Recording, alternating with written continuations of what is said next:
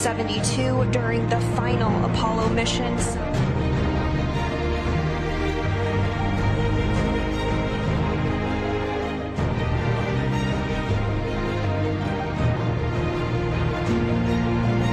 Distant.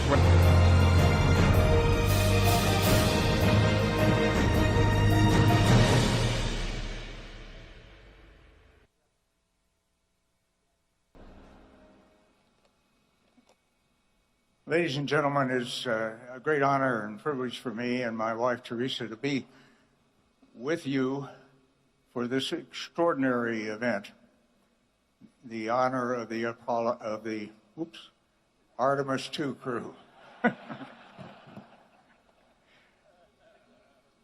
I have a bit of a tradition, which I'm going to take advantage of, that whenever I have a chance to make a presentation, I toss a few soft lunar balls out of the audience.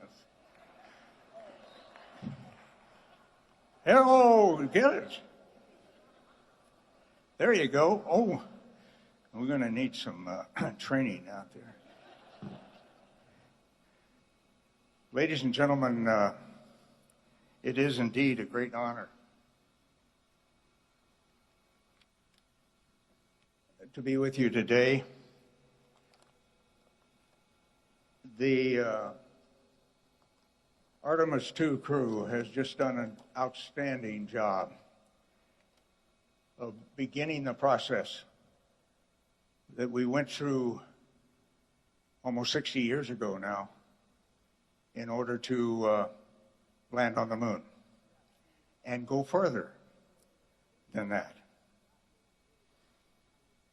As did those before us in the Apollo program and subsequently, we just rode the tip of the spear that was held by hundreds of thousands of Americans and indeed by their families. They jointly made Apollo 17 the most productive lunar exploration mission that we have ever had, soon to be surpassed, right guys? Soon to be surpassed by Artemis.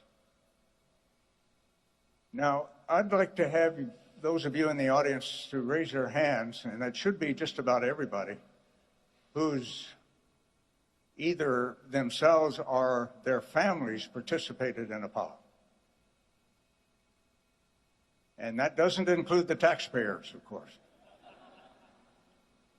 It really was a remarkable time.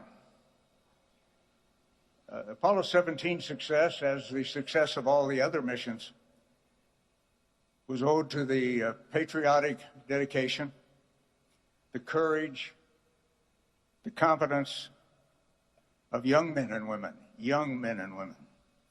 who designed and built and managed and trained and planned each of the Mercury, Gemini, and Apollo missions. It was an extraordinary privilege for me to be part of that, almost through most of Apollo, certainly the latter portions of it. Now, I'm often asked what it was like to stand on the moon for the first time, and what caught my attention was this valley we landed in. And I only hope that the astronauts behind me will soon surpass the view that I had of a valley deeper than the Grand Canyon. The mountains on the north went 5,000 feet plus above us, above the floor. The mountain on the south, the so-called South Massif, was 7,000 feet plus above the valley floor. And these mountains were brilliantly illuminated by a sun as bright as any New Mexico, Texas, or Arizona sun that you can imagine. But they were set against a blacker than black sky. Just an unbelievable view. And you simulate all of this while you remember that everything you're doing is costing the taxpayer $1 million a minute. And that was in those year dollars. You can do the math. Right, Senator? The Earth that you have a view of, and have seen several of these magnificent videos that have been prepared. The Earth is, when you're in the valley of Taurus Littrow, is hanging over that South Massif that I mentioned. And of course, every once in a while you have a chance to glance up and look at home. It's only 250,000 miles away. What the heck? But you know that there are thousands of people taking care of you. So you don't worry. I didn't worry about that. That was just no thought at all about worrying about any risk or anything like that might exist.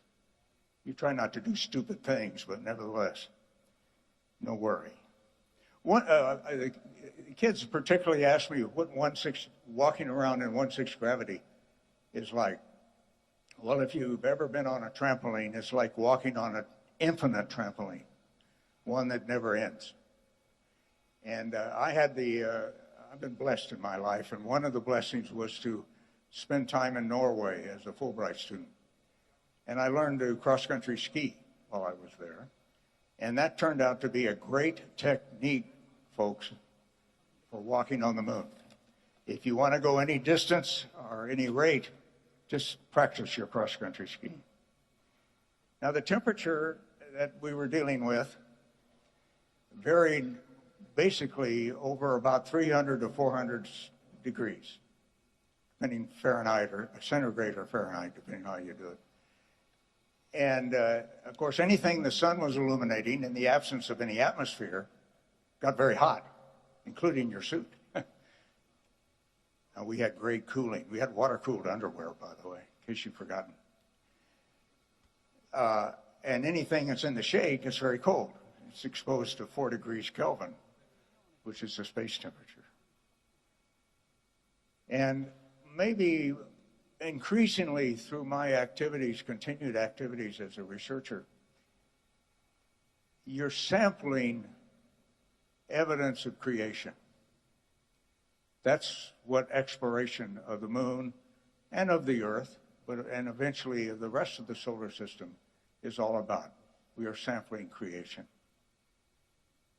God is on our side, folks. In this infinitely complex movement of freedom into the solar system, and I'm absolutely convinced he wants us to go farther. Now, he's also on our side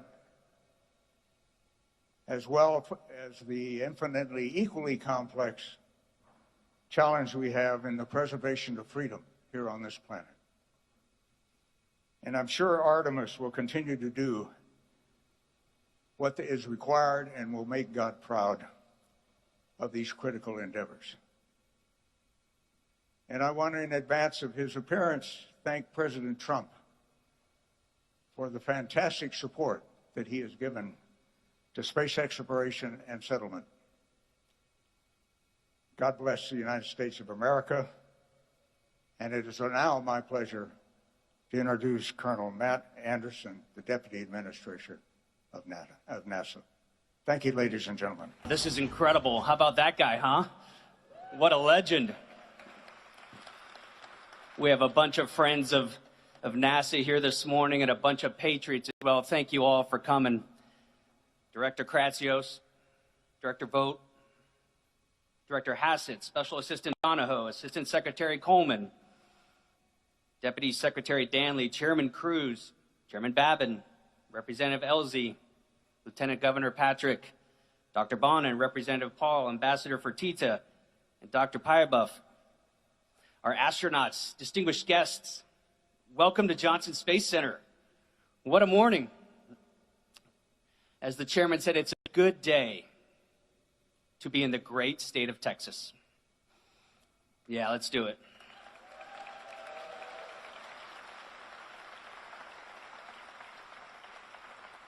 For more than 60 years, this center has served as the heart of human spaceflight. The patriots who work here keep America first in space. And I'd like to start by giving them and frankly, all of our NASA rock stars around the world a warm round of applause if you join me.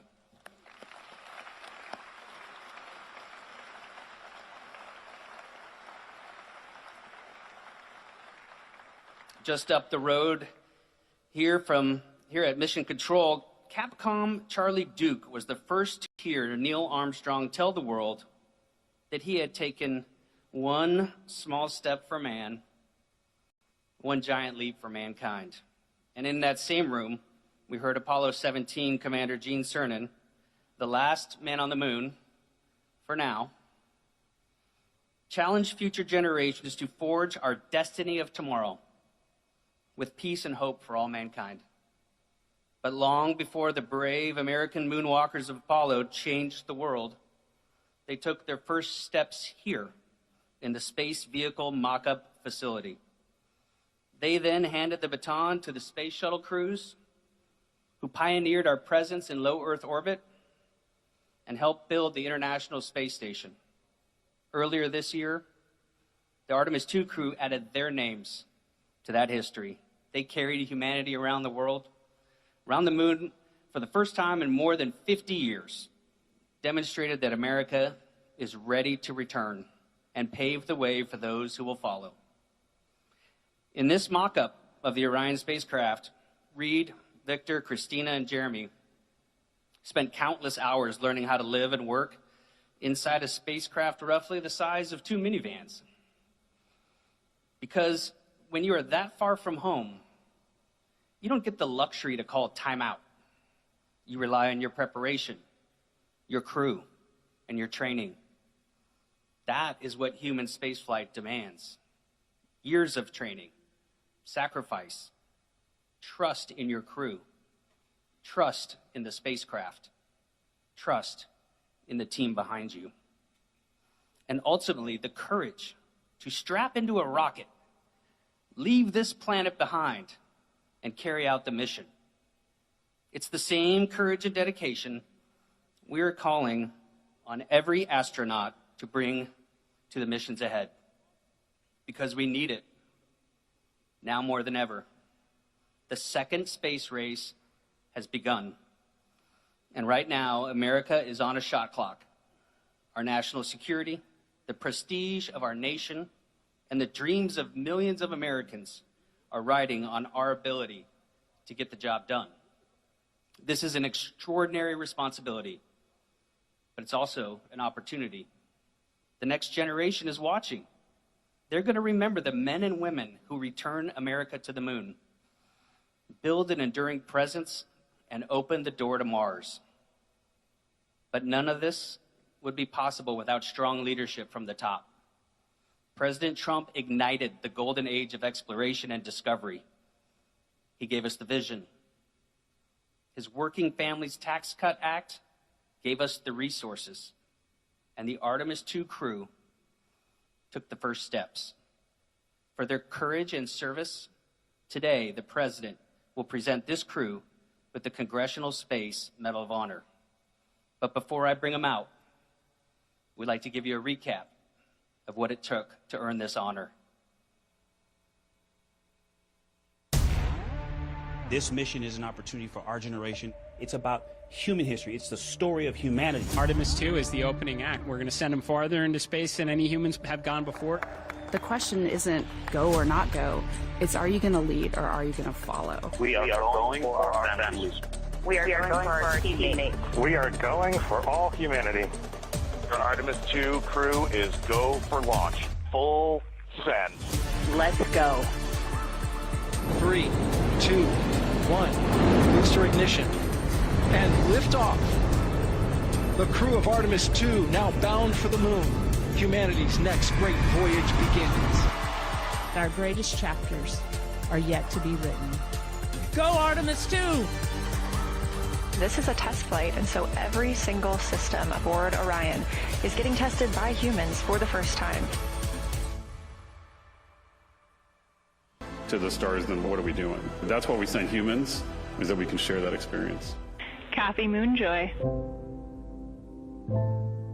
We caught a view of Earth, and now we're completely distracted for a little bit. We look like we're smiling at you. like a little Cheshire cat.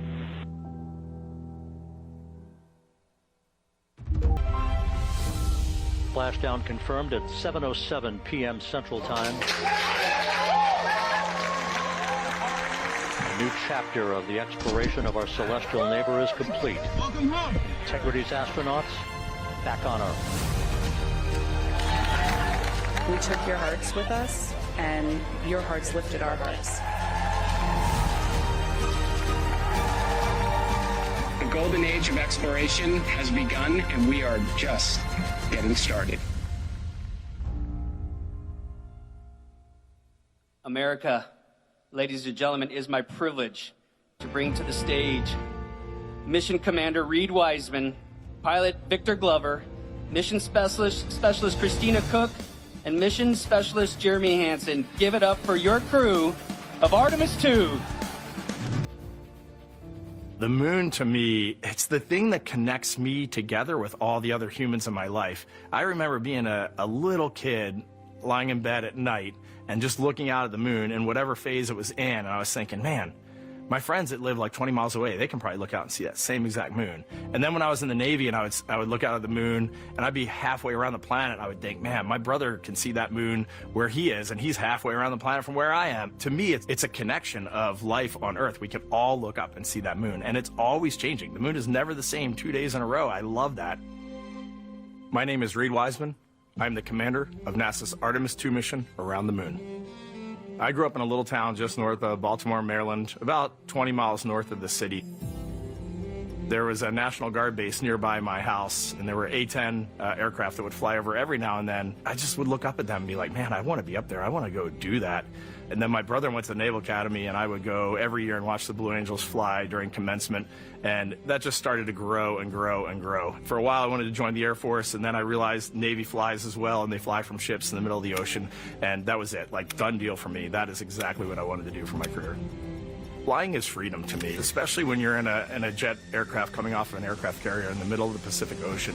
Nearest land is over 1,500 miles away. So when you come off of that aircraft carrier, you are truly just alone with yourself out there. It is a magical experience to be out there all by yourself in an aircraft over the Pacific. It's free. I think anybody who accomplishes something that they set their mind out to, there's no one thing that does it for them. It's a combination of everything. I mean, the way my parents raised me, the way my brother and I, the way our relationship developed over time, my friends, being in the marching band, going to college, setting my own course, learning how to live on my own, being mentored along the way, being, kept on the path to success, but being given the freedom to, make excursions and fail every now and then and regroup and carry on. I think all those things come together in the end to get you where you are.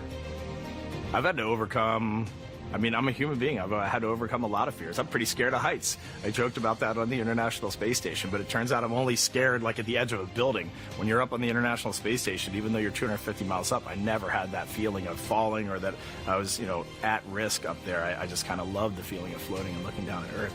There have been challenges all throughout my life. By far, the biggest challenge was losing my wife in 2020 to cancer and now raising two daughters who are grown up now, but that's been the biggest challenge by far I've ever had to face. It is not easy. Being an only parent, trying to work a full-time job, and raising two kids is something that I think about every single day. I'm very proud of the work I've done. I haven't always done it well, but I've always shown up and tried as hard as I possibly can.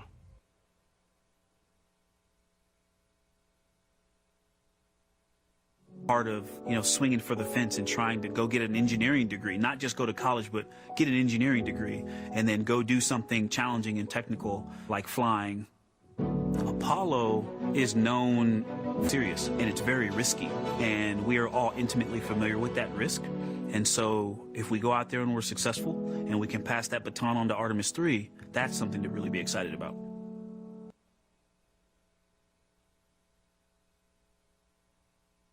I tell a story, which is one that my dad told me. Before the Apollo missions, when he was just a very little boy, he was looking up at the moon with his mom, and his mom said to him, "Don't worry, Ronnie, we'll never get there." Fast forward maybe 70 years later, it's his daughter that's actually going there. And I think that long arc is something that we can all learn from.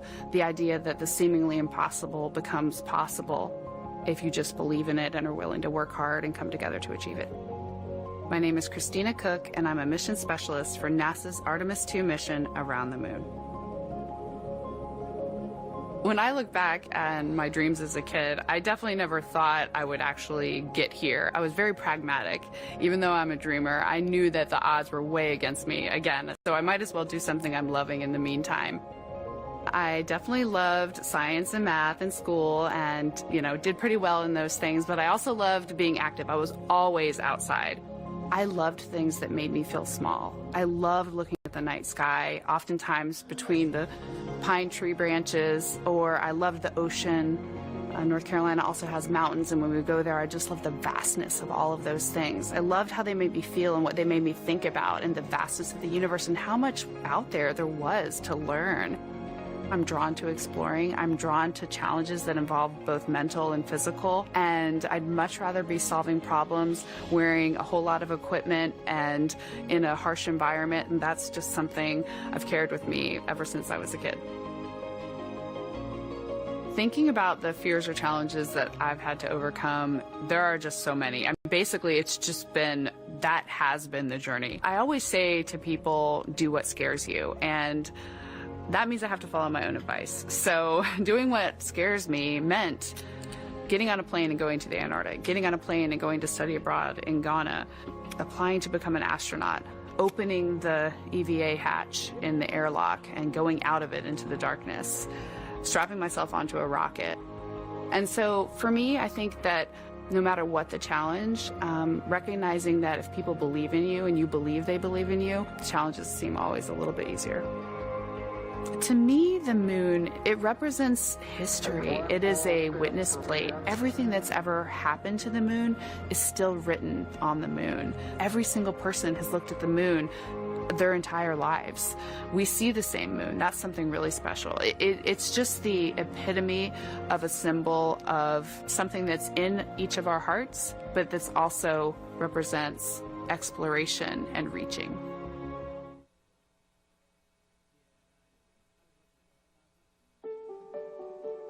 I have this very distinct memory of seeing an image of an astronaut standing on the moon. It's burnt in my brain because I went back to it so many times in my childhood, and I would look at that image, and I know it had a huge impact on me that humans had walked on the moon.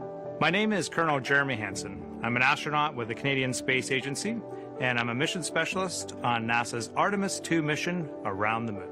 My elementary school years, I grew up on a farm outside of London, Ontario. I spent as much time as I could with my dad on the farm. I learned the value of hard work, for example. If I wanted to go to work with Dad, it was going to be a long day, and I was going to have to not complain, or I wasn't going to get to go the next day. I had a treehouse. I had a vivid imagination. And I changed my treehouse into a spaceship. I made all these dials and controls. I had circuit breakers for switches that I found in the barn. And I was exploring space in my imagination.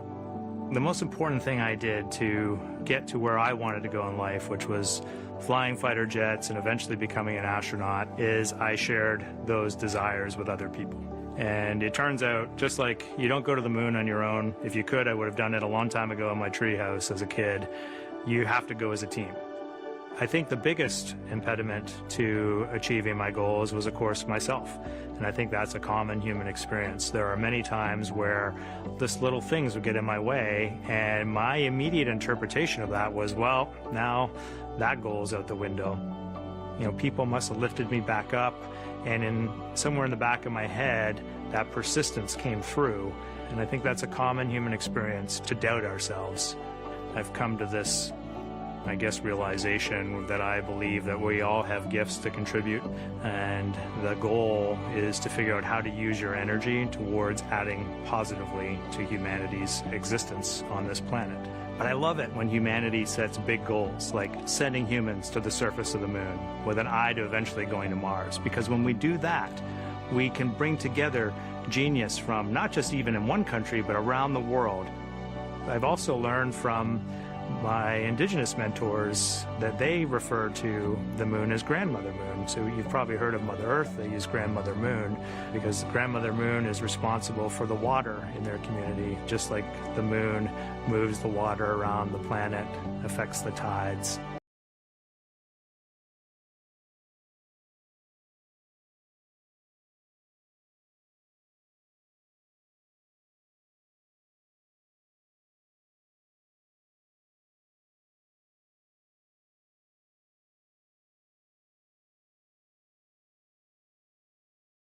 Like the moon moves the water around the planet, affects the tides.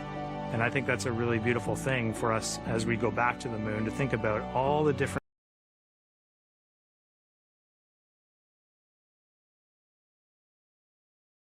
cultures around the world and how they view the moon. Build a moon base.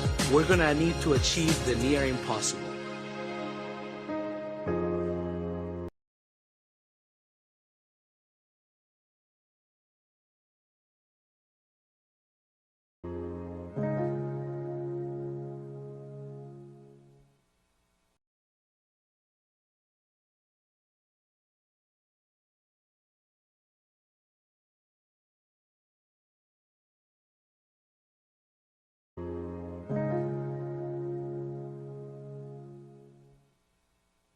NASA is building a moon base, a place where astronauts will live.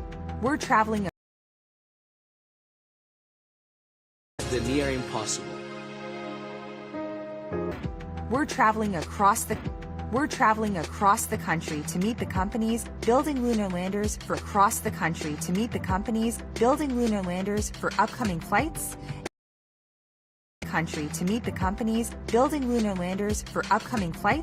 And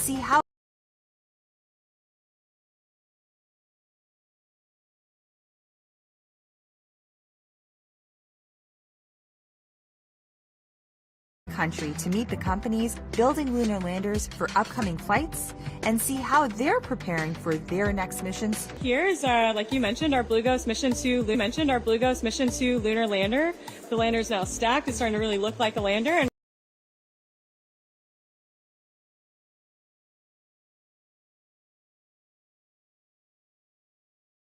we're getting ready to install our electronics and all our payloads so that we will have put into orbit. So it'll be in an orbit around the Pathfinder. We have a rover on board. Super excited.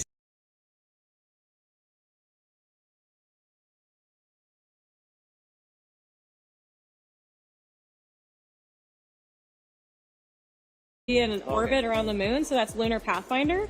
We have a rover on board. Super excited. Yeah, so that'll be our first mobility payload that we have. So all of those, and then you're implementing all the lessons learned because we have all that great data from Blue Ghost Mission 1. So it does feel easier implementing all the lessons learned because we have all that great data from Blue Ghost Mission 1. So it does feel easier. So it feels like the wheel is starting to really turn a lot faster. And then we've got these other moon-based lander that's going to the moon. It's also humbling. It's like, hey, we did it one time, but now we need to do it 2, 3, 4. We need to keep doing it and keep upping the bar and getting better each time. Keep doing it and keep upping the bar and getting better each time.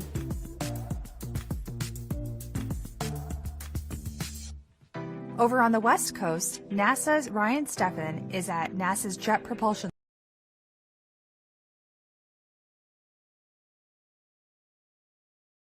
Laboratory in California, where Voyager lunar to basically take equipment in infrastructure level capability and deliver that to the lunar surface. It's also landing in the South Pole, where the terrain is a little bit harsher, it's a little bit more dangerous to land. That's the lunar surface. It's also landing in the South Pole, where the terrain is a little bit harsher, it's a little bit more dangerous to land. It requires precision navigation, guidance, and control to land in safe locations. This lander will be taking a total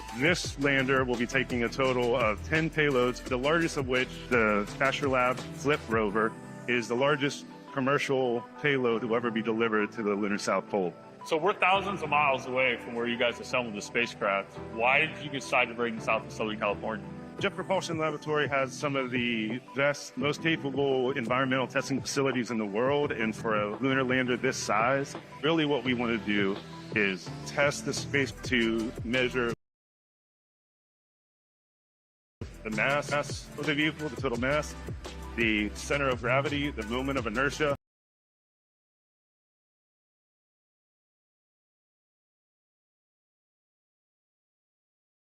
so that we know the exact configuration of the flight on the ground here while we have the chance before we launch later this year. It'll be exciting. On the East Coast, NASA's Courtney Beglin is at Blue Origin's testing facility in Cape Canaveral, Florida, to see the latest on the Blue Moon Mark 1 lander.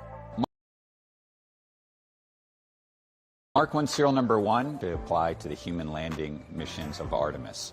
So it's our liquid oxygen, liquid hydrogen systems, it's our precision landing capabilities, it's also our ability to offload large amounts of cargo. I see a lot of people working on this lander. Can you tell us what is left for this lander in order to make it fly? We just completed our thermal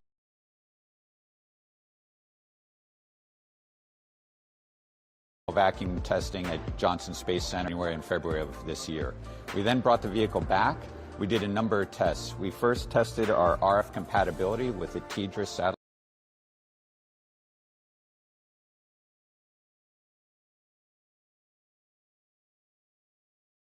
satellite system, as well as a deep space. We completed our fit checks of our BE-7 main engine, the actual engine that will fly to the moon. That went perfectly. And so we're now closing up these tests and we'll be ready for New Glenn. As you know, we had the mishap at the pad with New Glenn. The team there is making phenomenal progress. We are working to have serial number 1 ready and stored and ready. We expect that launch to occur in Q1 of 2027. And once that's complete, we'll now continue on to serial numbers 2, 3, and 4. We're also carrying NASA payloads, the SCALPS payload, which will allow us to visualize what the exhaust from our BE-7 engine is doing to the surface of the moon, so that will feed forward to heavier landers in the future. We also carry a retro that will feed forward to heavier landers in the future. We also carry a retroreflector from NASA on this mission. NASA's been a phenomenal partner to us. They've been working hand in hand with us, and that's what's going to allow these 4 serial numbers to come off the assembly line as quickly as they are. In Houston, NASA's Adam Schlesinger is at Intuitive Machines headquarters getting an up-close look at how the Nova C lander is being prepared for its 3rd mission to the moon. So this spacecraft is our Nova C. This is our IM-3 vehicle. As you can see, up on the top is the methane tank. The oxygen tank is below. The engine actually sits right here underneath. This is the engine deck. You can see that we've just put the top deck onto this spacecraft. So we're excited. Within the next month, we're going to be putting the engine in, and we'll be taking it outside for a hot fire test to confirm that the engine is ready to go for launch. Great. And after that test, what's the path look like to get to launch? We bring it back inside here. The payloads sit on panels that go on the outside of this spacecraft. So we bring those panels in, we do integrated testing, and then we do some vibration testing. We send it down to the Cape, and we get ready for launch. This vehicle will have 5 NASA payloads looking at the magnetic anomaly that's at Reiner Gamma on the near side of the moon. So it's a super exciting science mission. We're also doing other science. So we have 6 commercial payloads. We have a payload from the Italian Space Agency, and we have the 5 NASA payloads, doing lots of different types of science. And this is the 3rd IM Eclipse delivery. Can you talk about some of the lessons learned from the previous 2 and how that's being applied to this one? Yeah, absolutely. So on IM-1, which was in 2024, and IM-2, which was in 2025, we learned lessons. We learned things about this spacecraft. We learned how it landed and how we could make it better. And so we're integrating all of those lessons learned into this spacecraft and our future spacecraft, IM-3, 4, 5, and 6, which are all on schedule to extend the moon base capability. These lunar landers will soon deliver the science and technology that will turn the moon base into a reality. But there's even more ahead. The lunar South Pole is one of the harshest environments, with extreme temperatures ranging from minus 334 degrees Fahrenheit to over 130 degrees. This huge swing means the power, communications, and landing systems we build must withstand intense cold and strong heat. This is no small task, so NASA is teaming up with Northrop Grumman on 3 new technology demonstrations that will be delivered to the lunar surface beginning in Phase 1. The goal is to reuse key power delivered to the lunar surface beginning in Phase 1. The goal is to reuse key power, avionics, and communication systems originally developed for the Gateway program's Halo module. These test missions will give new purpose to existing hardware to help build the infrastructure that Artemis crews and robotic explorers will depend on at the moon base. This is only the beginning. Continue to follow along as we bring you up close and share details about what's on the horizon as we build humanity's moon base together.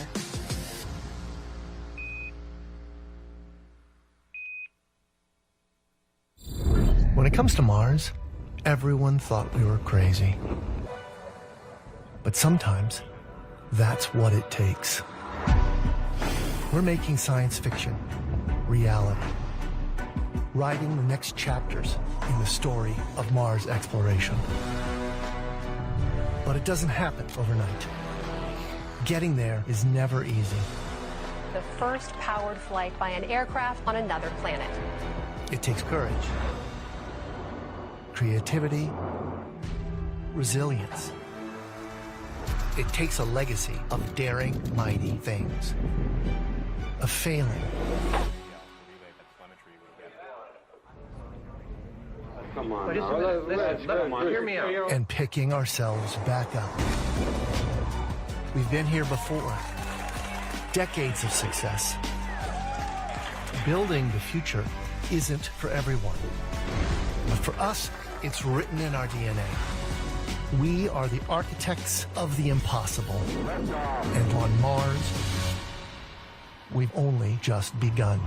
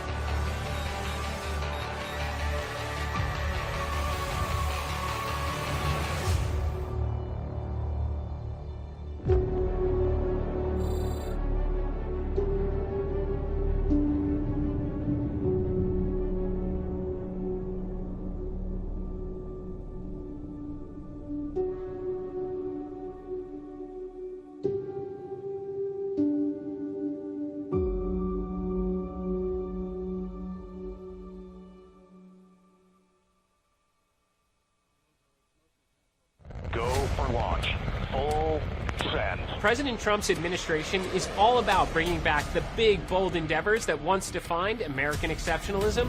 One small step for man. And NASA is very much on board.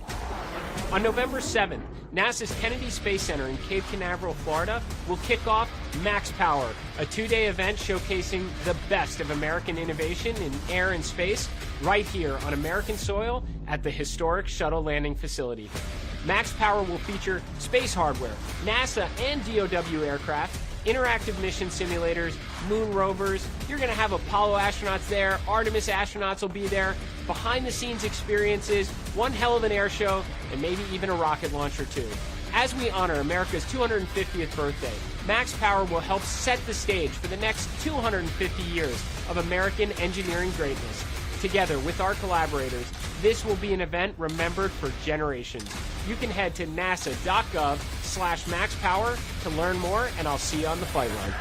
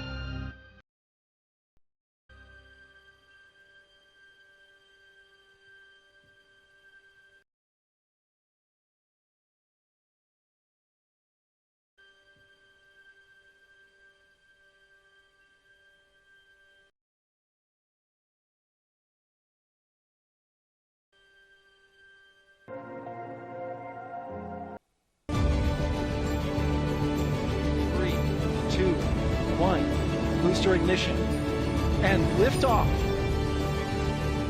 And so with that, the Artemis II crew hands you the baton. You got the controls.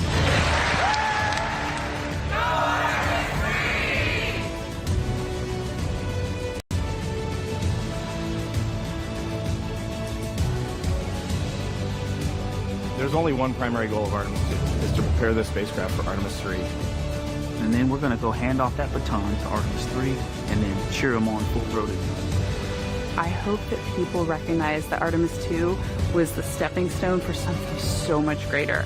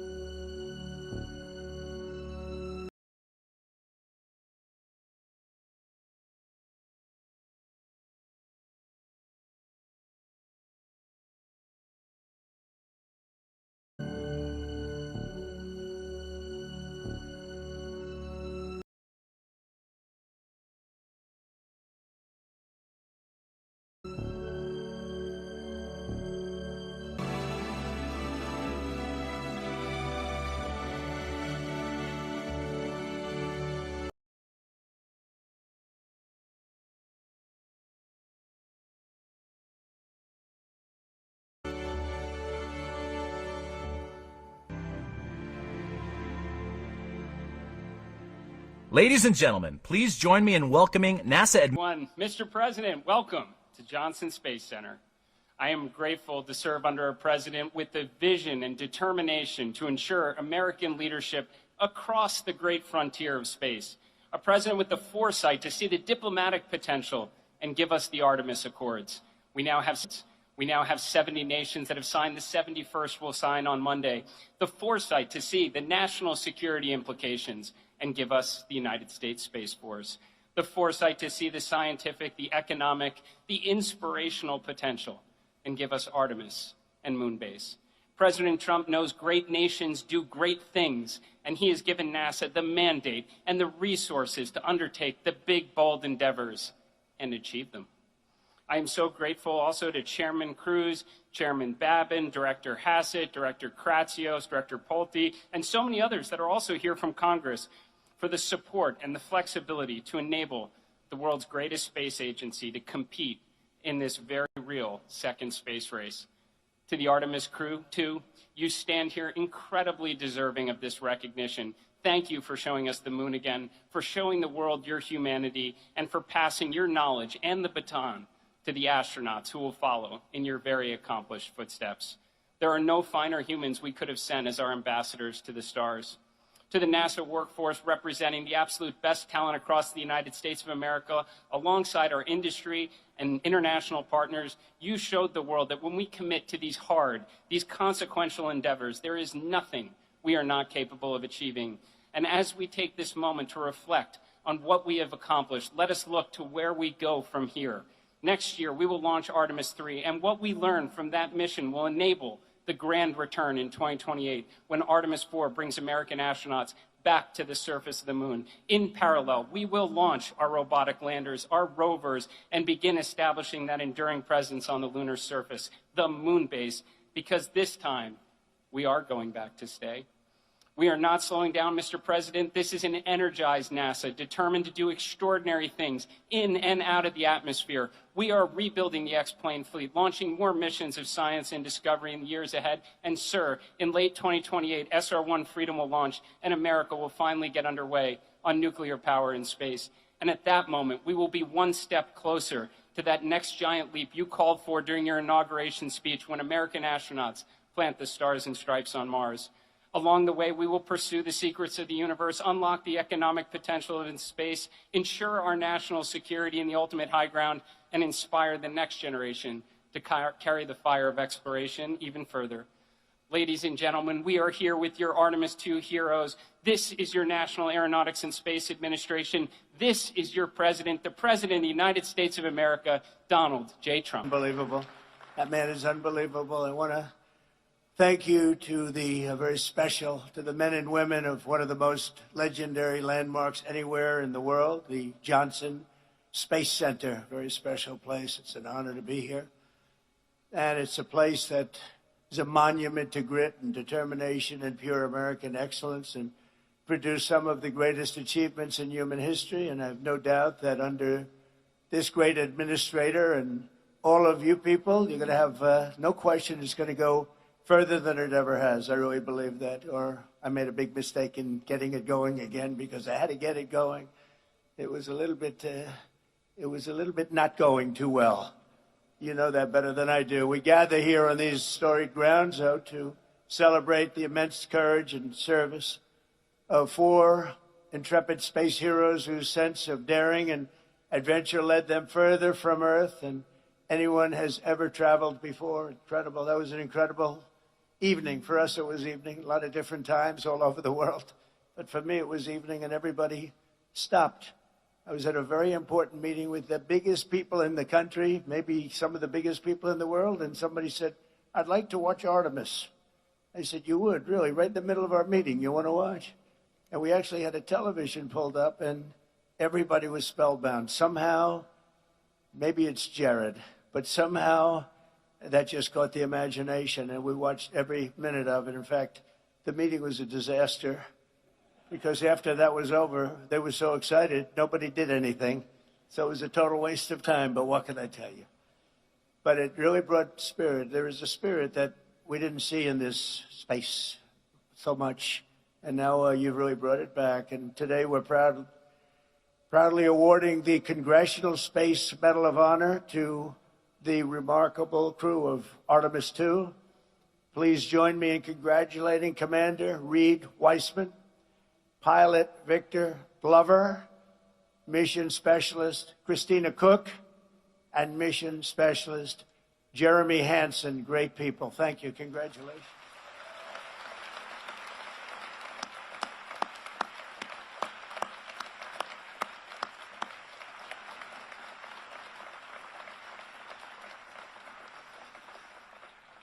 And I'm going to be presenting them a little something in a couple of minutes. But these astronauts did not do it alone. I want to salute all of the engineers and scientists, launch and landing specialists, everyone at NASA who helped make this mission a great success. I had an uncle who was a great scientist, a great man. He was at MIT for 41 years, Dr. John Trump, and he loved space. He used to tell me about space, all space.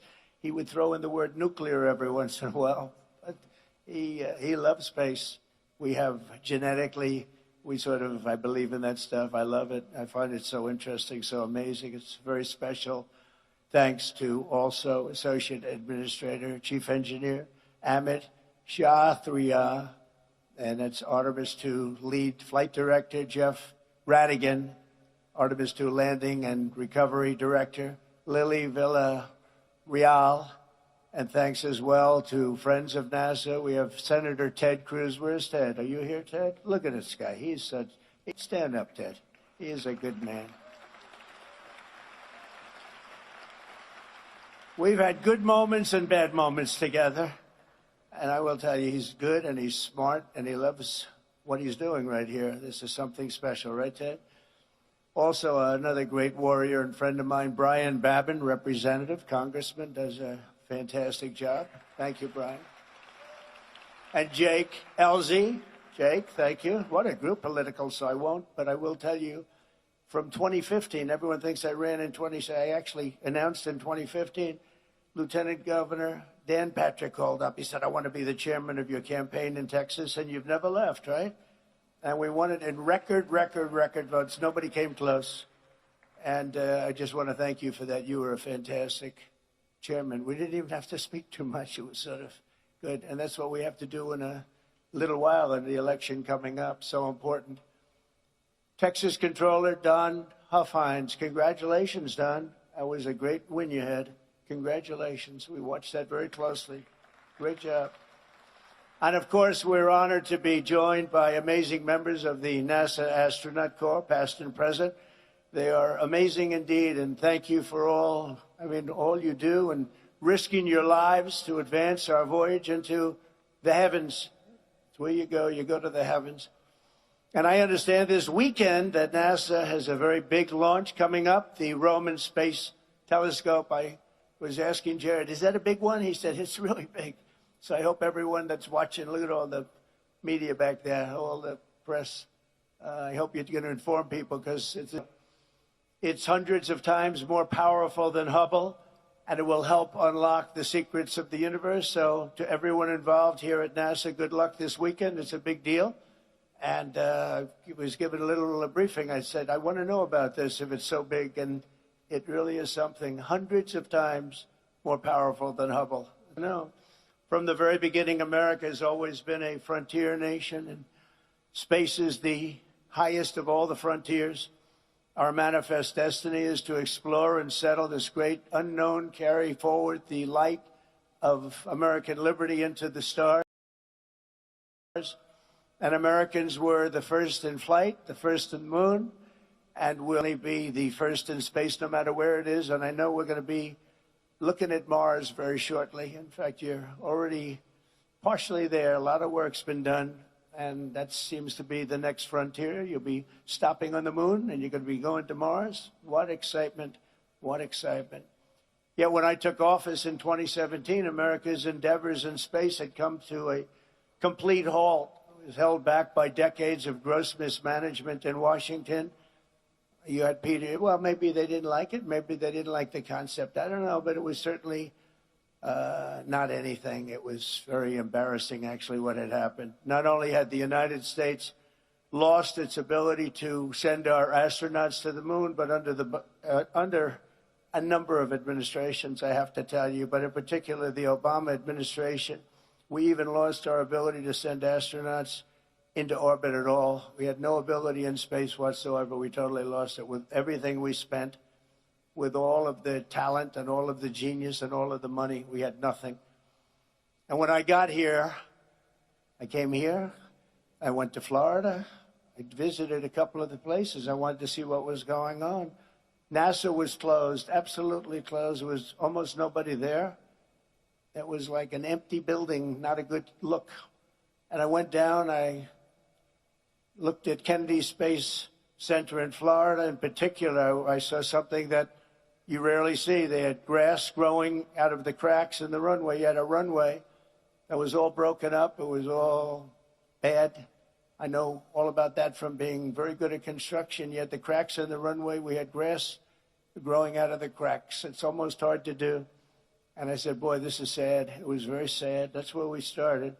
Yet as the world can see today under the Trump administration, we have brought back America's space program and came out of the dark age, and it's now into the golden age. This is the golden age of America, and this is a big part of it. So to every astronaut here today, I want to make this promise to you. Our nation will conquer, and we will conquer indeed this vast frontier that we have before us, and we'll reach American courage, and we'll use American genius and daring and all of the things that we have that nobody else can ever compete with. We will explore it, we will tame it, and we will win it. We will always win. In 2016, the United States of America and our government, the private sector, launched just 22 rockets into orbit combined. So we did 22. And last year we conducted nearly 200 orbital launches, and that number will continue to grow very, very rapidly, as you probably know. You know every one of them that's getting ready. There are a lot of them. By embracing competition in the private sector, we've freed up NASA to focus on what it does best, leading the cutting edge of exploration and human space flight. In my first term, I signed the orders creating the Artemis program and officially directed NASA to return American astronauts to the moon and then push onward to Mars. And that's exactly what we're doing. And we had a little interlude of 4 years, but somehow it was limping along. It was okay. It was limping along. And now I'm back.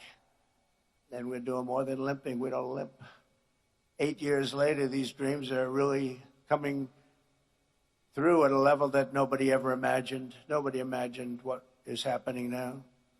And even more importantly, what space has done for our military in terms of offensive and defensive capability is incredible.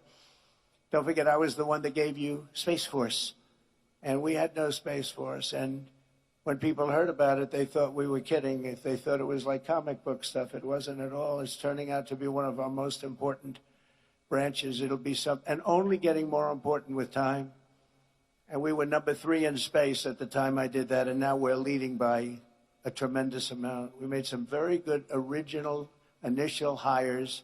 We put some people in charge that were really outstanding, and they did it right from the beginning.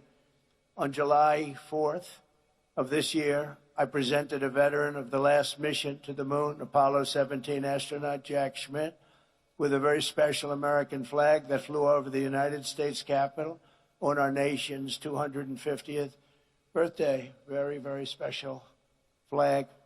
And it's here today right next to me, and Jack is here also. Where's Jack? Where's Jack? Number 1, where's Jack? And number 2, where's the flag?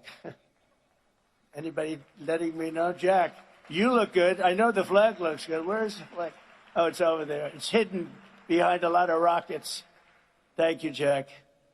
Very good. I was wondering, I'm saying, am I supposed to be introducing a flag that I can't see? It's invisible.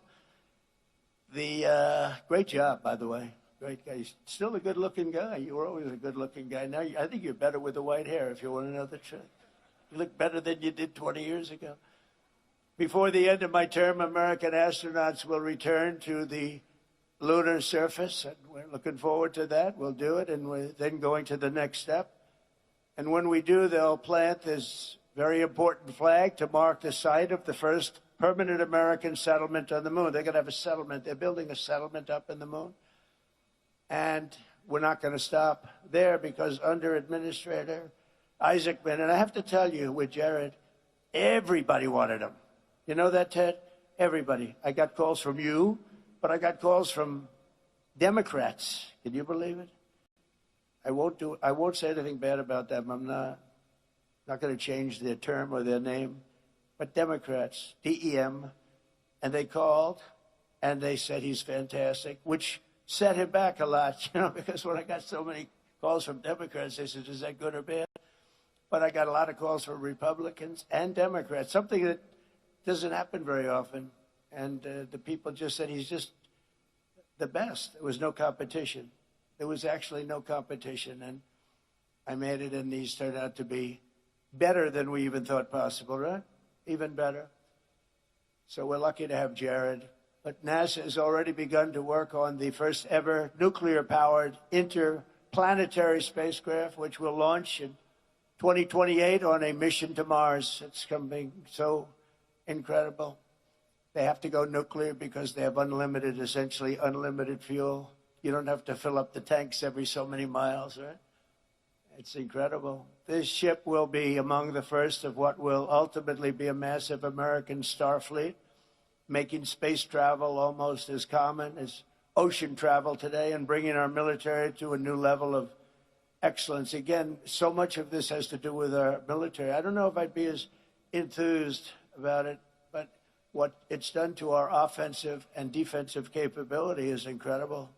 So we're doing this, but we're also, when you think of space or when you think of what we're doing here, the military is a very big factor. We're at levels that nobody ever thought would ever happen. And you see how well we fight. We fight very well. We're getting so much of our information from Space Force, as an example. Makes us a much better military. You look at Venezuela, what happened there. One day, actually to be exact, it was 48 minutes. And so much of that information came from space. And all the attacks are, you look at our blockade, which is incredible. It's so successful. Being helped by space, Ted, you know, being helped by space. So who would think? But it's so important, and that's a big component of what you're doing out here. These are ambitious goals, but as I said in my inaugural address last year, ambition is the lifeblood of a truly great nation. If you don't have ambition, you're not going to have a great nation. When Americans are determined, nothing can hold us back. In the end, American dominance in this domain is not a choice. It's an economic and national security necessity. A nation cannot be first on Earth if we're going to be second in space. Just not going to happen. Somehow it just doesn't work that way. It makes sense. I was going to say, does it make sense? Yeah, I guess it does when you think about it, right, Brian? For this reason, in my first term, I created the 6th branch, United States Armed Forces, Space Force. And today I have another historic announcement to make. This is something that's so exciting for me, given the rapid growth of the Space Force and the commercial space industry and the expansion of our ambitions to the moon and far beyond the moon. Far beyond the moon will someday be thought of a close location, like in the old days, the subway, the first stop. The moon will be a close location. But it's clear that we will need to educate and train an entire generation of skilled service members, engineers, and civil operators, and everything else to do what we have to do. Right now, doing the best, and will continue, and I think by leaps and bounds. And that's why in a few moments I will sign an executive order to begin the process of creating a new national academy. It's called the U.S. Space Academy. That's a big deal. So you think of West Point, and you think of Annapolis, and you think of the Air Force Academy, and you think of the Coast Guard Academies. Great, they're all great. But we're going to have a Space Force. We're going to have an academy for what the people in this room love the most. That's exciting. That's really exciting. And I'm going to be choosing a location very shortly. I know where some people want it that are in this audience. Some people come down like this one guy over there. He's lobbying me. Say, leave me alone. Just leave me alone. I'm not sure he's going to get it. I don't know if he's going to get it. But everybody wants it because it's the hot thing. Space is the hot thing. I tell you, Ted Cruz and Brian, you guys are there working too, I have to tell you. Just leave me alone, Ted, please. The United States Space Force, as well as NASA and the civilian spaceflight industry, and it'll attract, train, and graduate the very best of our nation and our nation really has to offer. And this is going to be, I said, I'll do it, but it's got to be top line. It's got to be the equivalent of the others, which are great. You know, they're among the hardest schools to get into. You know, you talk about the Ivy League schools. It's tougher to get into West Point, Annapolis, the Air Force Academy. Coast Guard, too. You know, we can't forget that. But so tough, all of them. Among the hardest schools to get into, and they're great, and they're great scholars, great everything. You sort of have to have a lot of everything. Not a little, but a lot of everything. But I said, this has to be comparable to that. You know, we don't want to do it in any other way. And it's going to be, even architecturally, it's got to be. It's going to, you know, we don't want to do it in any other way. And it's going to be, even architecturally, it's got to be. It's going to be beautiful. It's going to be the top. It's going to be as good as it can get. Be beautiful. It's going to be the top. It's going to be as good as it can get. You know, doing a bad building doesn't cost a lot less than doing a great building. I've always said it. Doing great architecture, doing something really great that's also practical. It doesn't cost much more than doing some of the bad stuff that you see all over the place. But we're going to make this so good and so exciting. But first, we have to honor the heroes who are inspiring the next generation of astronauts and pioneers and the people behind me. These people, I looked at them coming before I came up. I said, that's a good-looking group of people. I don't like speaking with those people behind me, to be honest. They look too good. But they're great people. They're great, great people. But the Congressional Space Medal of Honor, that's exactly what it says. This is a very rare thing. It's for courageous people, brilliant people, bestowed on astronauts who have distinguished themselves with exceptional service to the nation and all of mankind. Only 30 extraordinary men and women, long period of time, too, in the history of our country have received this extremely rare and distinguished honor. Real legends like Neil Armstrong, John Glenn, Alan Shepard, and the immortal heroes of Apollo 1. Today we add 4 new names to this elite roster of fearless explorers. That's really what they are when you think of it, fearless explorers. They're very smart. The crew of Artemis II blasted off from Kennedy, NASA's great space center, last April and flew more than 250,000 miles from Earth in, very interestingly, our 250th anniversary year. Only Jared could have thought of that, I assume. I hope that wasn't just by luck. I hope but it's pretty good. They actually went far beyond what would be the normal target, the furthest anybody's ever been in space.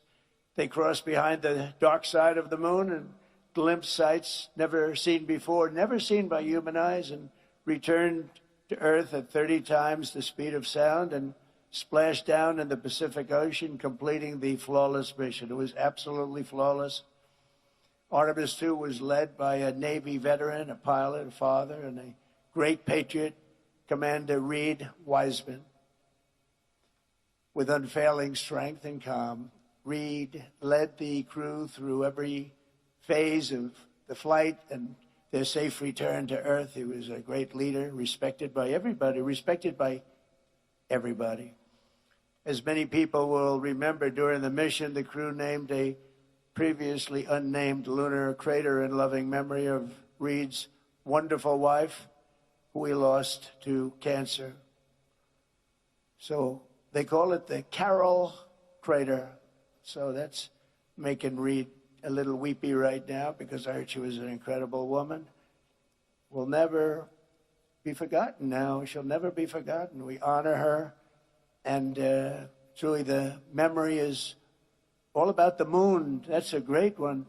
I wish they'd name something like that after me, Reed, but I don't know. I'll have to get the governor's approval. I like that. That's beautiful. So, Reed, we salute you. We salute your family. And we congratulate you. Thank you very much.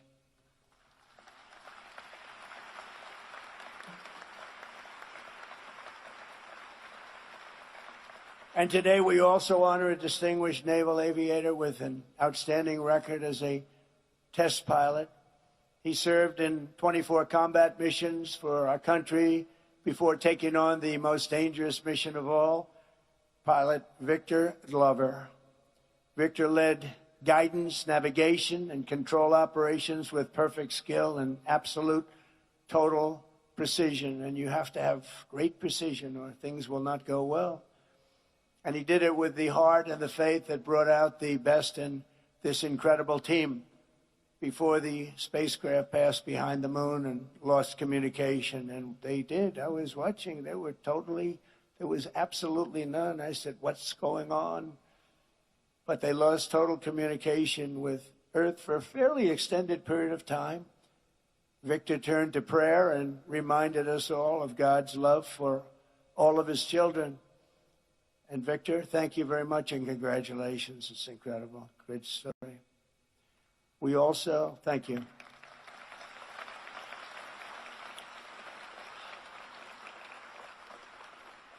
We also recognize mission specialist Christina Cook, who before this flight had already set a world record for the longest continuous flight ever by a woman in space. On Artemis II, Christina led major science and observation tasks, making vital contributions to future missions and the advance of human knowledge. Christina tells young people, do what scares you. It's an interesting statement. I don't know about that, Christina. I don't know about that, Christina.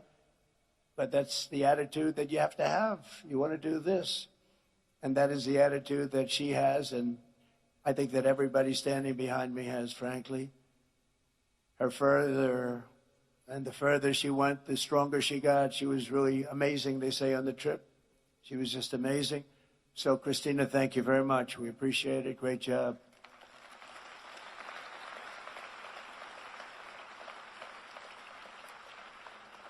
And finally, we honor a master of science and physics, a fighter pilot, a great one, and a beloved member of the astronaut team, mission specialist, Jeremy Hansen. On Artemis II, Jeremy became the first non-American in history to travel beyond low Earth orbit. He documented lunar terrain while contributing enormously to space science and physics research. And along with Christina, he helped the crew stay healthy and develop standards and best practices. Jeremy, thank you very much. Great job. Great job.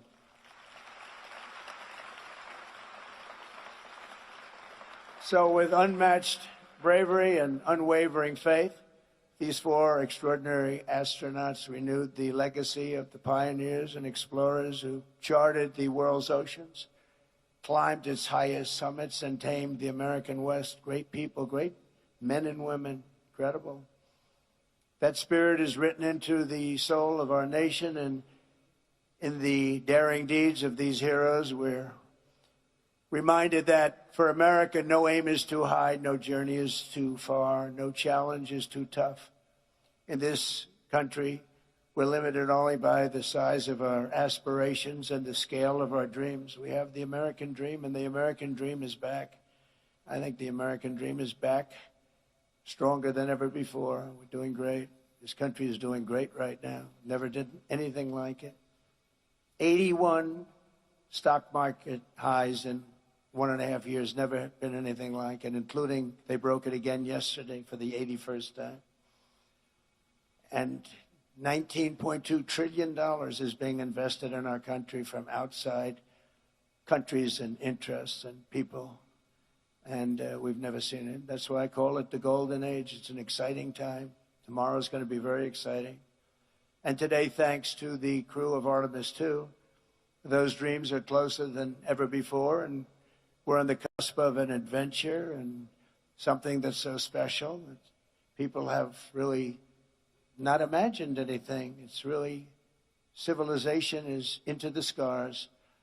The stars are up there and they're beautiful, and you're right next to them. You have the courage to be right next to them. Few people do, but you're leading the way. It's great, great bravery. I want to thank again Reed, Victor, Christina, and Jeremy, very special people. And now I will sign the executive order creating the U.S. Space Academy and then we will do the honors. Thank you very much, everybody. Great honor.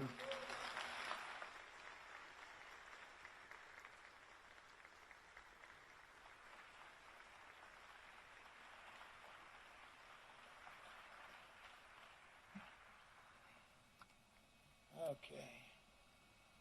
Gotta pick a good one. Pick a good pen.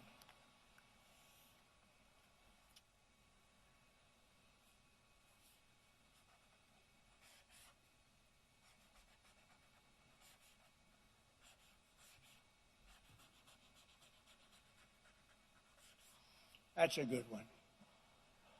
All right? Thank you very much. I think he deserves it, right? Okay.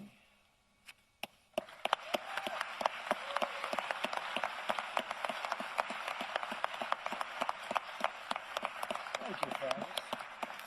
Thank you very much. You'll take that. Take these around and give them out to some of the people. We'll do that. We'll go over here.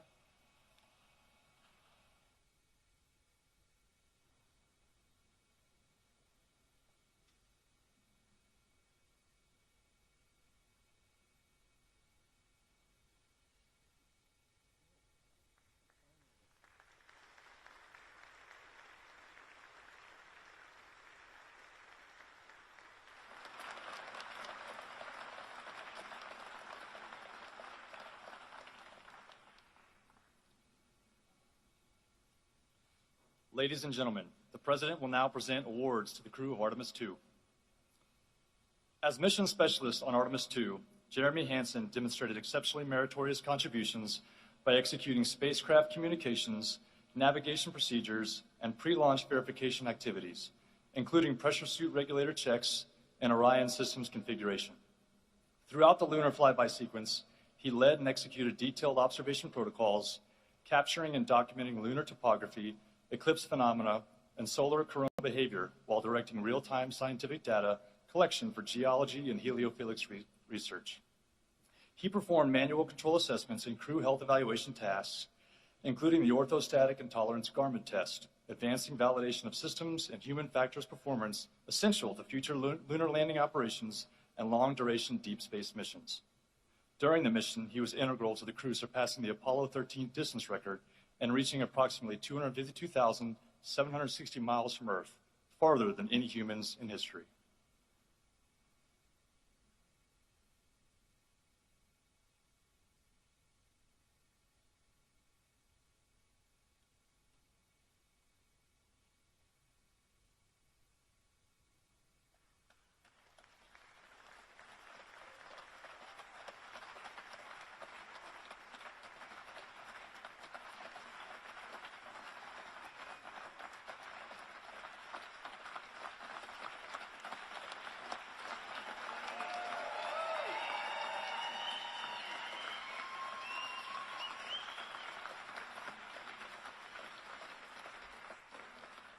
As mission specialist on Artemis II, Christina Cook demonstrated exceptionally meritorious service by leading major science and observation tasks during the mission's 7-hour lunar flyby, capturing and documenting impact craters, lava flows, surface fractures, and eclipse phenomena that significantly expanded understanding of lunar geology and solar corona behavior. She configured and oversaw Orion's cabin for flyby operations, including sensor alignment and systems readiness, and executed target Earth-Moon imaging sequences conducted from Orion's optical windows and solar array cameras. Her execution of in-orbit procedures, including participation in the orthostatic and tolerance garment test, evaluating human physiological response during return to Earth's gravity, produced critical data that advanced crew health standards on future deep space missions. During the mission, she was integral to the crew surpassing the Apollo 13 distance record and reaching approximately 252,760 miles from Earth, farther than any humans in history.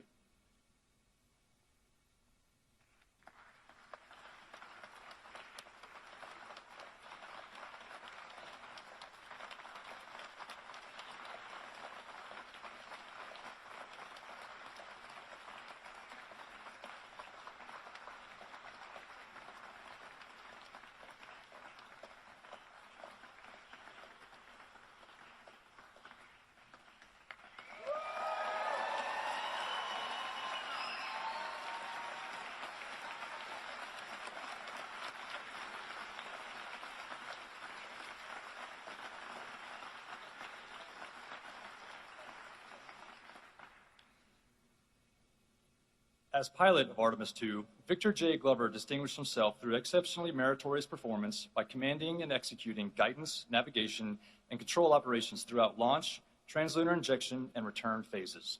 He led manual control evaluations during Orion's return trajectory operations, validating spacecraft control modes and confirming the spacecraft's piloting characteristics for future missions. He maintained precise control of spacecraft attitude during lunar observation periods, enabling the crew to capture essential scientific imagery and meet mission-critical documentation objectives. His professional skill was further demonstrated during trajectory correction maneuvers and during final atmospheric entry and splashdown, ensuring the mission's safe completion and advancing deep space operational readiness for upcoming Artemis expeditions. During the mission,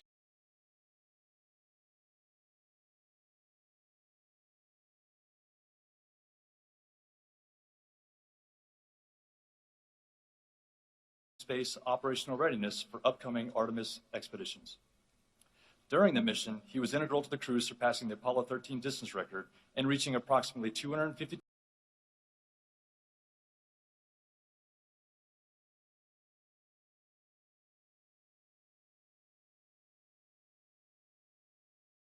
He was integral to the crew surpassing the Apollo 13 distance record and reaching approximately 250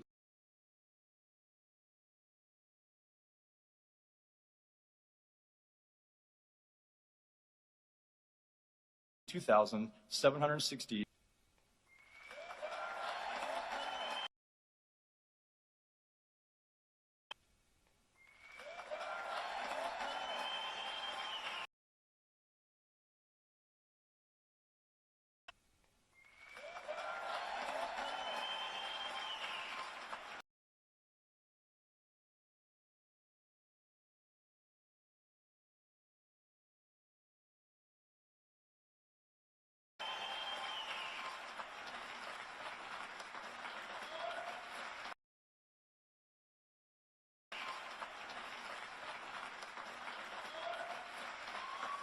Than any humans in history. Under his command, the crew executed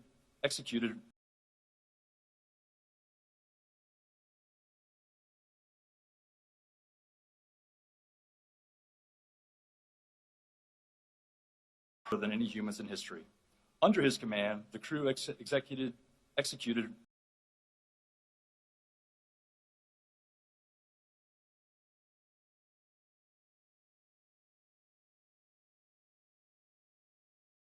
than any humans in history.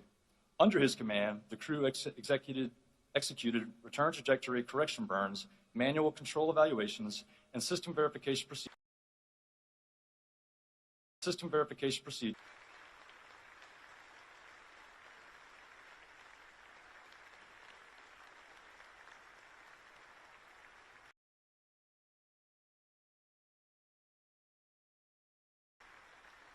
Do this with you three. Mr. President,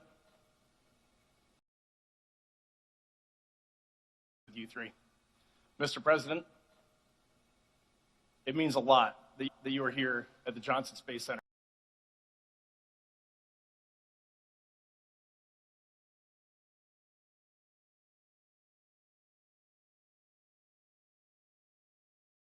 That you are here at the Johnson Space Center.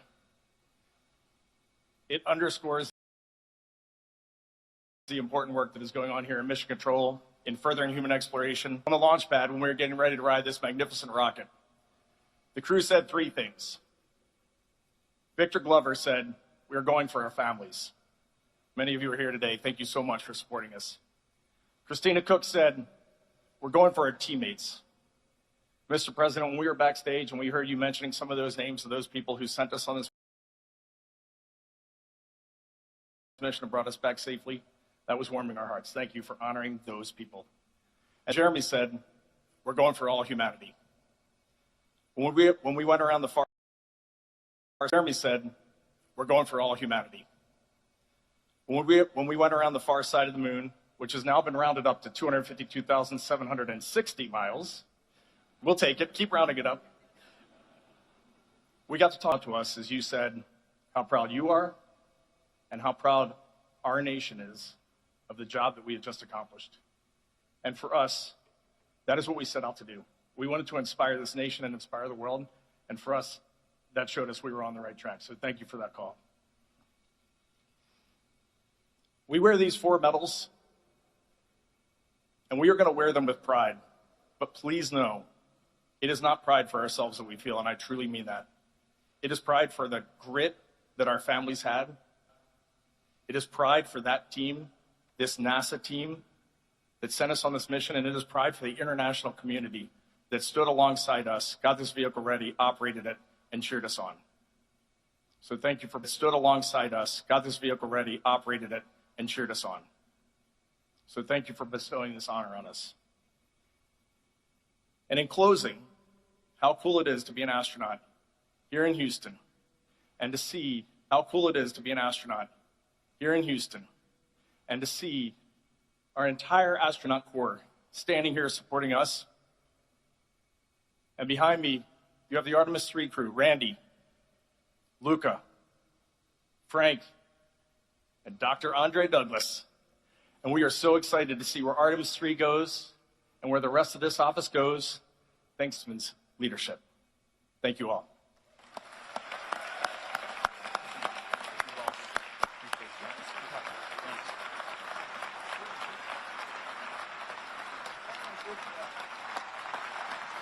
I'm going to hand it over to our esteemed pilot, Victor Glover.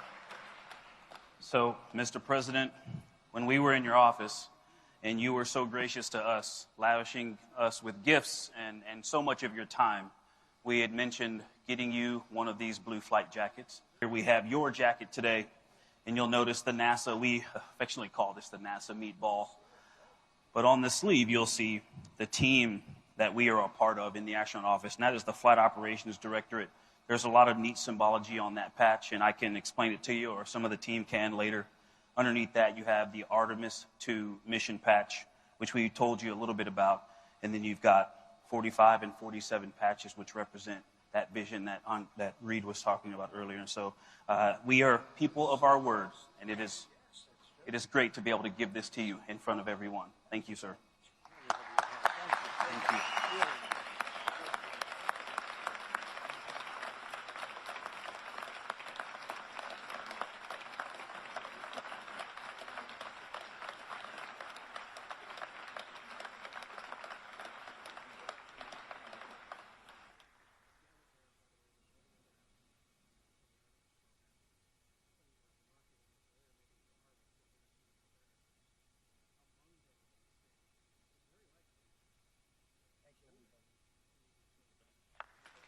Now laid on their shoulders, because we go together for all humanity.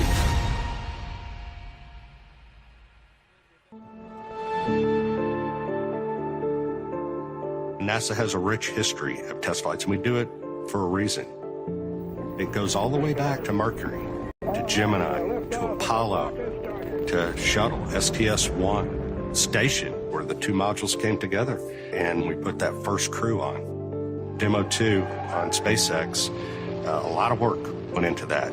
Starliner for the crew flight test. These are test flights, and they're test flights for a reason, because we're making sure that that vehicle's ready to go from an operational standpoint from that point further.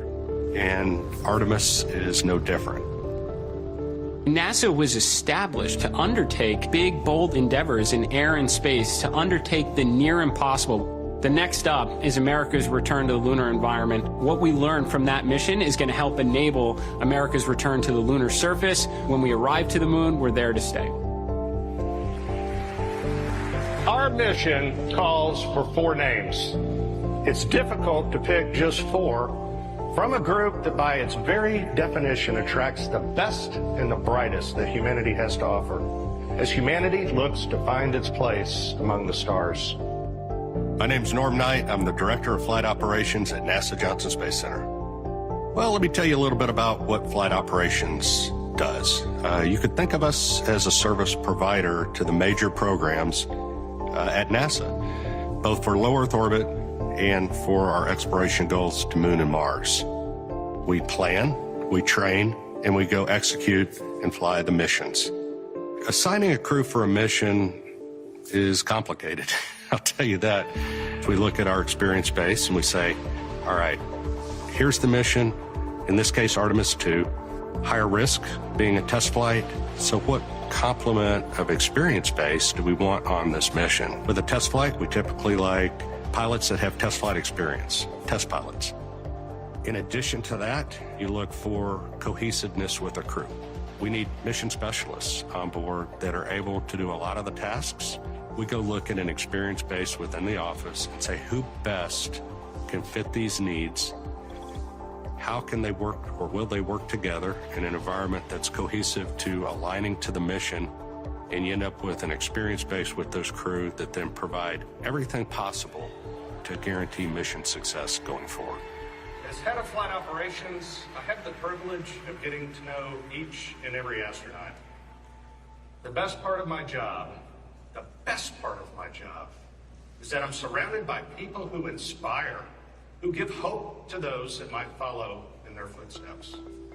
I want to thank you all for sharing in this moment today, and thanks to our crew, Reed, Victor, Christina, and Jeremy, as they get ready to embark on this journey. It has been an amazing journey the last 2.5 years. We have just built a tremendous amount of trust between the four of us. This crew cohesion, we're at the point now where we are ready to go fly. For us, Artemis II is about much more than just going back to the moon. Pursuit of excellence. If you want to go fast, go alone. If you want to go far, go together. And we are going together, and our mission success is built on handing off a starting point to Artemis III that sets our country and our partners up to go back to the surface of the moon. Sending machinery around the moon, beautiful machines, is a challenge. Adding humans takes it a giant leap forward. And there is a lot of work that goes into integrating people into the system. This is a very serious endeavor. This is absolutely a test flight. The last time we launched was more than 3 years ago. It did not have crew on it. It was not a completely like-for-like spacecraft on top of the SLS architecture.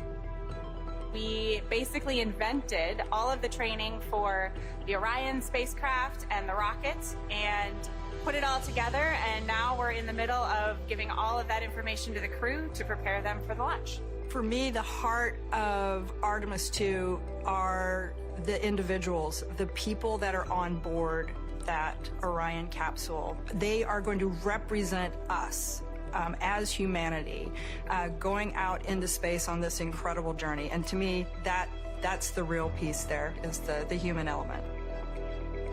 I'm Reed Wiseman, a NASA astronaut and commander of the Artemis II crew. I guess if I'm going to answer who I am, first and foremost, I'm a dad. I was a pilot in the Navy. At this time, we encourage all guests here inside of the Space Vehicle Mock-up facility at NASA's Johnson Space Center to remain seated and have to stay within the confines of the building, as the President of the United States will soon speak with the crew of Expedition 75 aboard the International Space Station. And again, at this time, we encourage all of you to remain seated or in Building 9 and cannot depart, as the President will soon speak with the crew of Expedition 75 aboard the International Space Station. His career, Wiseman has spent over 165 days in space. In the office, he was the chief astronaut, which is a very tough job. More on the personal side, he's just a great guy. Small town north of Baltimore, Maryland, known as Cockeysville or Hunt Valley. The first time I remember being interested in space, I was in elementary school. I was always into cars and trains and planes, and I distinctly remember before the first space shuttle flight, I think I was 5 years old, the 747 flew over with a shuttle on the back. I distinctly remember being on a hill near a mall with my mom and dad watching that thing fly over and all. I was a tiny kid. I graduated high school pretty young, and so I was small. I tried all this. I tried soccer. I tried baseball. Those just did not fit with me. While I was at school, I decided that I wanted to be a Navy pilot. I joined the Navy in college through this thing called ROTC. And then when I graduated from college, that was my road into the Navy. Once I had that test pilot school block met, I knew that I had all the pieces to be an astronaut. I applied once, I got my rejection letter. It's still hanging up at home. I looked at it last night.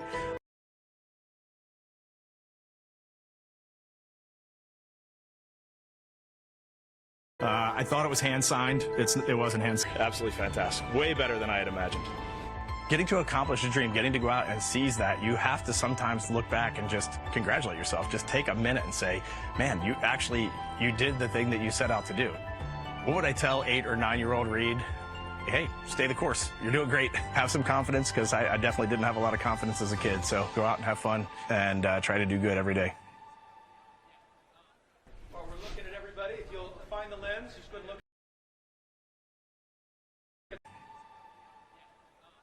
While we're looking at everybody, if you'll find the lens, just go and look at the lens, everybody. I want to thank God for this amazing opportunity, because Artemis II is more than a mission to the moon and back. It is the next step on the journey that gets humanity to Mars. Victor Glover, he's a lieutenant commander in the United States Navy. He has more than 2,000 hours of flight time. Victor Glover, he's a lieutenant commander in the United States Navy. He has more than 2,000 hours of flight time. He has his bachelor's degree in engineering.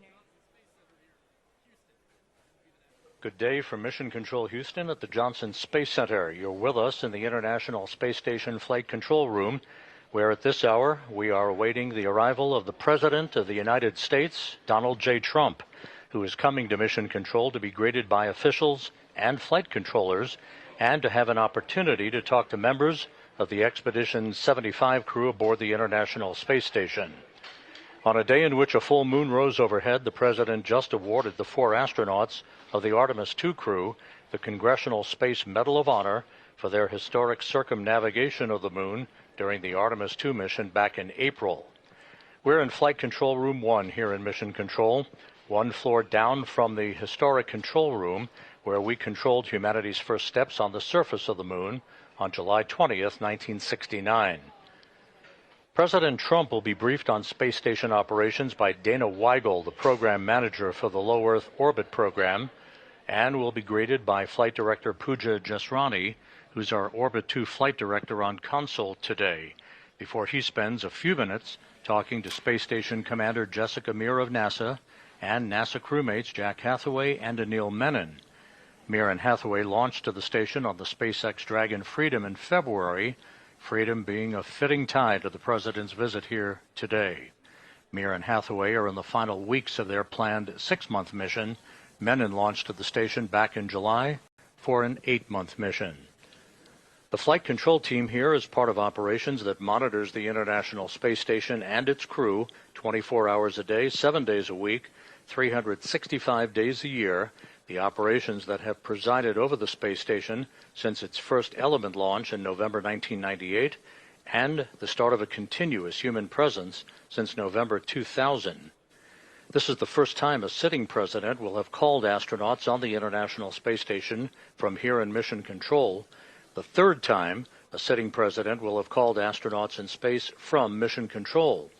President Ronald Reagan did so during the STS-2 mission, with Joe Engle and Dick Truly aboard the shuttle Columbia. 1981, President Bill Clinton talked to the astronauts aboard the shuttle Discovery during the STS-60 mission from Mission Control in 1994.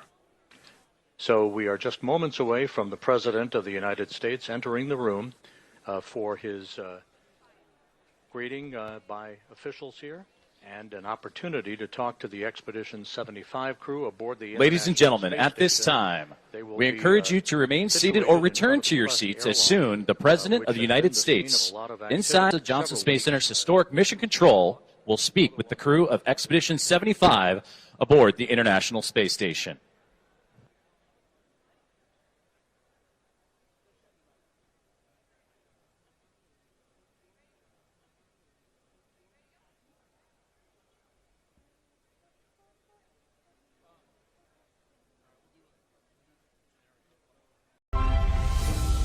Splashdown confirmed at 7:07 p.m. Central Time. A new chapter of the exploration of our celestial neighbor is complete. Welcome home. Integrity's astronauts back on Earth. We took your hearts with us, and your hearts lifted our hearts. The golden age of exploration has begun, and we are just getting started.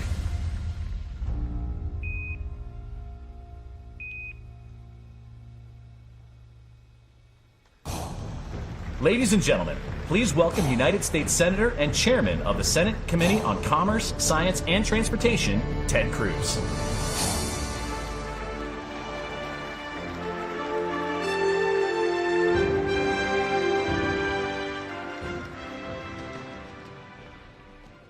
Good morning. God bless the great state of Texas. It is great to be with you today to celebrate a truly remarkable group of individuals. In April, 4 pioneers left this planet, traveled further into space than any humans have ever gone in history, rounded the moon, and came back home safely. Commander Reed Wiseman, pilot Victor Glover, mission specialist Christina Cook, and mission specialist Jeremy Hansen proved that America remains the gold standard in space exploration. America leads where others hope to follow. It is fitting that we honor this crew here at Johnson Space Center, the beating heart of American human spaceflight. There is no American presence in space without Texas. And I'm fond of pointing out that one of the very first words ever uttered on the lunar surface was my hometown, Houston, as in, Houston, the eagle has landed.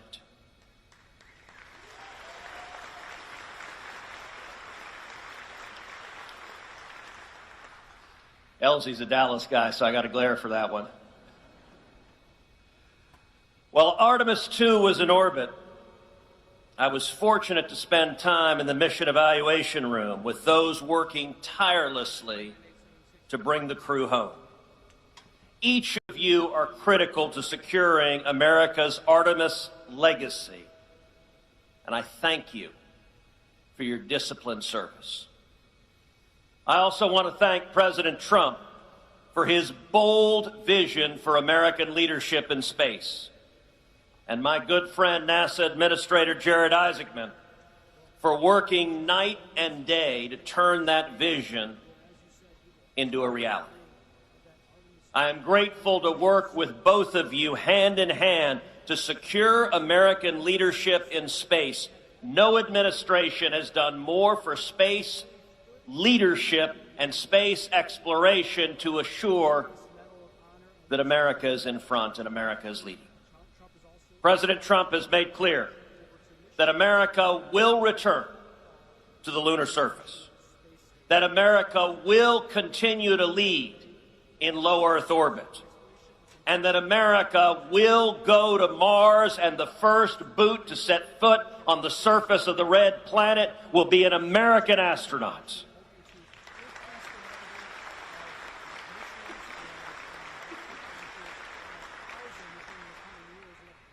And President Trump's bold vision for an American moon base is precisely the ambition this moment demands. It's exactly why I've introduced legislation to help make the moon base a reality, housed right here at Johnson Space Center. And I will tell you, as soon as we can arrange to send the entire U.S. Congress to the moon base, it will be voted on unanimously by the American people. This is a race to ensure that America, not China, sets the standards in space. China intends to establish its own presence on the moon.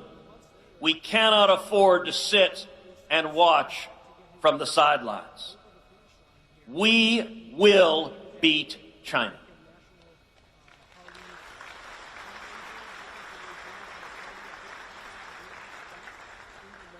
And I have to say, one of the reasons that we are leading is because of the incredible commercial space industry that has grown up in and around NASA here in Texas and across the country.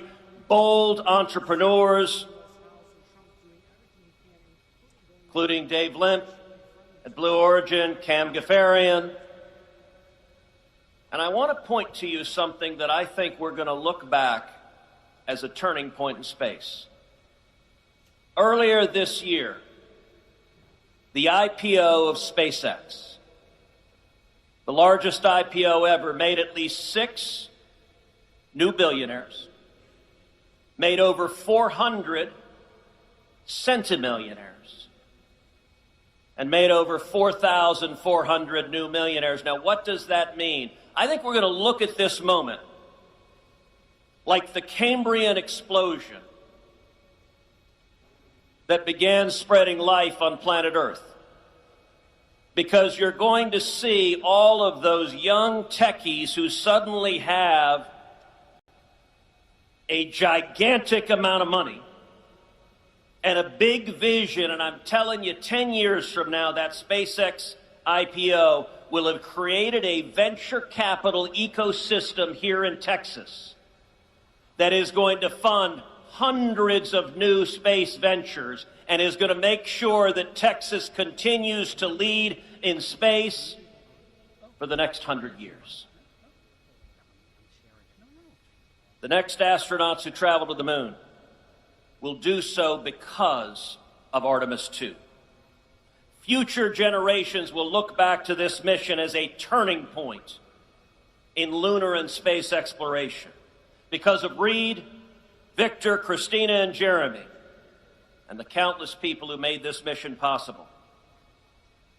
Our dreams for the future of humanity can become a reality. It is an honor to commemorate your accomplishments with the Congressional Space Medal of Honor. I want to say to Vanessa Weiss, thank you for the great job you do leading JSC. It matters for Texas and it matters for the country.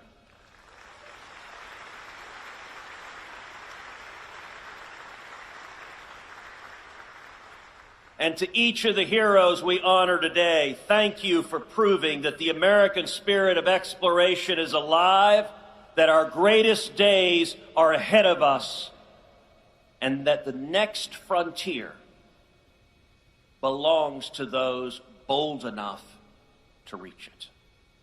Thank you. 4 brave explorers ready to ride the most powerful rocket NASA has ever launched. And liftoff. The crew of Artemis II now bound for the moon.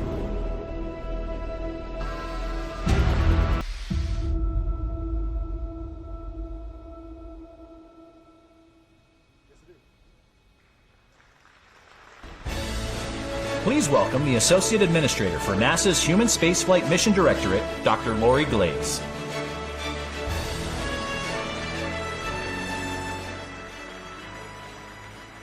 Good morning, everyone.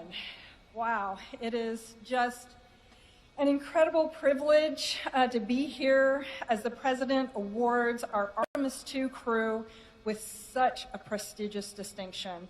And it's so wonderful to see all of our guests, our colleagues, and partners that are here today to witness the honor that they're about to receive. It's also a joy for me, and I'm sure for all of you, to revisit the incredible excitement, the inspiration, and the masterful engineering that we all experienced during Artemis II as Reed, Victor, Christina, and Jeremy flew around the moon and laid the groundwork for our next missions. On the day of launch in April, we saw a focused team progress through a smooth countdown after tirelessly running every potential issue to ground. We saw the Space Launch System rocket deliver Orion and the crew to orbit with incredible precision. During the mission, we witnessed the spacecraft's life support systems, its navigation and controls, and its heat shield all perform as expected. Our flight control team executed a near-perfect mission. All of that in coordination with the crew and our managers assessing every risk and evaluating every technical challenge. Our recovery team welcomed our crew home at splashdown and brought them safely back here to JSC. All along the way, our crew showed us their true selves, operating at every step with integrity, resourcefulness, collaboration, and a collective belief in the pursuit of exploration. Since this incredibly successful mission ended, NASA has remained laser focused on preparing for our next missions to execute the President's national space policy. Our team is working just as hard to get ready for Artemis II in low Earth orbit, along with our lander partners.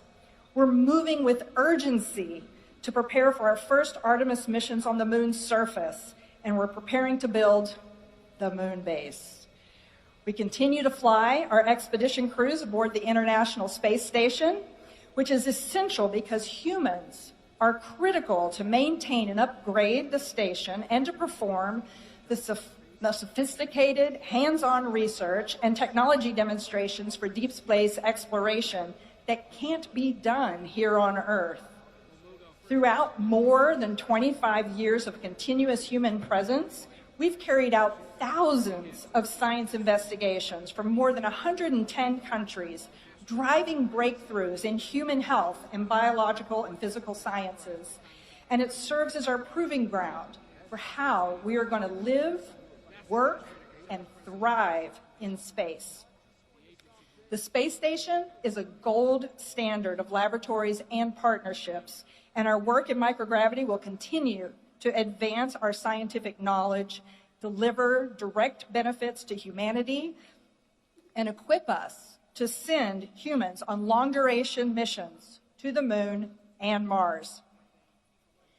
As President Trump recognizes the Artemis II crew, I want those of you who were part of this mission to know that it is your dedication, your passion, and your drive that helped make all of this possible. The Artemis II took on the risk on behalf of humanity to help set our accomplishments at the moon in motion. And their achievements are possible only because of the unwavering commitment and talent of our workforce. The crew will be the first to tell you that they stood on the shoulders of thousands. Every milestone achieved during that mission was built during the late nights, the rigorous testing, and the meticulous engineering carried out by many of you. And as we look ahead to our next missions, we are pushing the boundaries of what is possible and ushering in a golden age of space exploration. And I could not be any prouder of this team as we carry.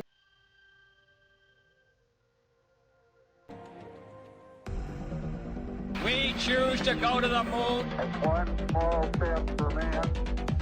If we look back at the Apollo missions and all of the scientific data that were obtained during those missions, there is boring soil. Hey, it is! We learned so much, not only about the moon, but also about the Earth and the entire solar system. We've only barely scratched the surface in terms of the amount of area we've explored on the moon. We leave as we came, and God willing, as we shall return.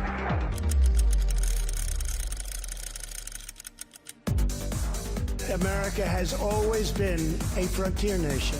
Now we must embrace the next frontier. I am asking Congress to fully fund the Artemis program to ensure that the next man and the first woman on the moon will be American astronauts, using this as a launching pad to ensure that America is the first nation to plant its flag on Mars. Artemis represents the future in space. It is our next big step, and it is time to take it. By unlocking the mysteries of the universe, we unlock truths within ourselves.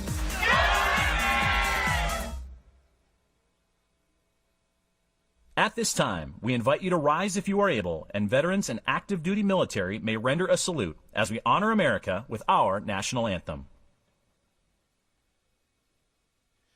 Oh, say, can you see by the dawn's early light what so proudly we hailed at the the twilight's last gleaming, whose broad stripes and bright stars through the perilous fight o'er the ramparts we watched were so gallantly streaming. And the rocket's red glare, the bombs bursting in air, gave proof through the night that our flag was still there. Oh, say does that star-spangled banner yet wave o'er the land of the free and the home of the brave?